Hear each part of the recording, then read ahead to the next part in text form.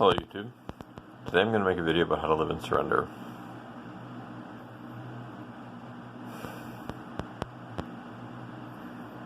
Surrender is one of the principles of meditation and Eastern spirituality. It sounds weak. It sounds like a weakness. And the important thing to realize is that you are not surrendering to necessary conflict. That would be a very bad idea. So we're not advocating for that. But what you're doing is you're surrendering to the internal conflict that you have with yourself. The reason I'm making this video is because I feel way more surrendered now than I did in the last over 6 years.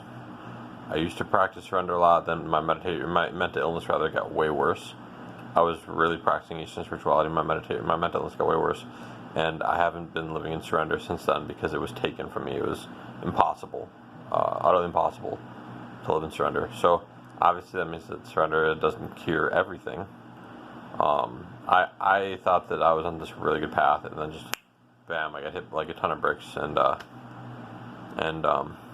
my surrender became very weak, and I wasn't able to surrender to the pain that I was in.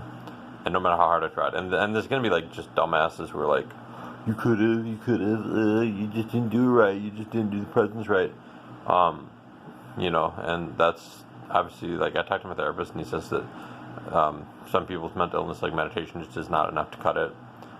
For instance, if I had tried being present in the moment, I would have been 20% as present as I would have been in a resting state before my mental illness got worse. So my presence was weakened, my focus was weakened, my awareness was weakened, everything was weakened, everything was dark and dim. So now that I'm able to live in surrender, it's not like the ultimate part of Eastern spirituality, but it's really important, and it's something that a lot of people talk about. So maybe this will, if you talk about the mainstream stuff, it's going to get more views. If you talk about the most effective stuff, like focus training, like taking your focus into your heart, like a laser, taking your focus into your heart and leaving your focus there for like an hour, and going hard with it, like pushing really hard with your focus towards the end until you can't do it anymore, exercising like a muscle, that doesn't get views. That's not mainstream, but that's really effective. So, and living in surrender is wonderful because it also enables you to back out of conflict. I'm going to say this is still recording. Living in surrender also enables you to back out of conflict.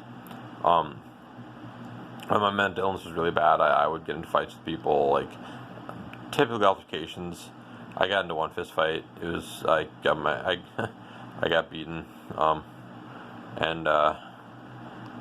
and it was really painful, and I couldn't back out of conflict. It was really bad. And now that I have more surrender, it's like, oh, okay, like, go ahead, you can win. I don't care, buddy. Like, go ahead. I'm not going to risk brain damage because of my stupid ego. I'm not going to risk brain damage for it. So backing out of conflict is much better when you can than going into conflict, because it's safer, and life is worth living. So all these people who are like getting into fist fights over the dumbest shit, those are people who do not. They're not. They have too much pride in a negative way, and they're not able to live in surrender. It's like, it's just crazy the things that people will get into conflicts for, in my opinion. But honestly, don't get me wrong, I have a very short temper with my mental illness. Like, I have a very short temper. I can get really cranky.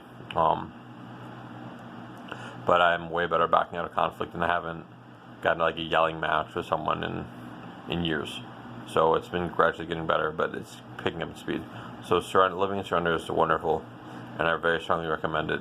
And you can cultivate it. You can try to surrender. You can be surrendered. You can cultivate it. What does it feel like to surrender? Cultivate that feeling at all times. Practice it. It's a really good practice. There's more effective things you can practice too, but if it appeals to you, then it's something you can practice. And peace out, everybody. Hope you have a good one.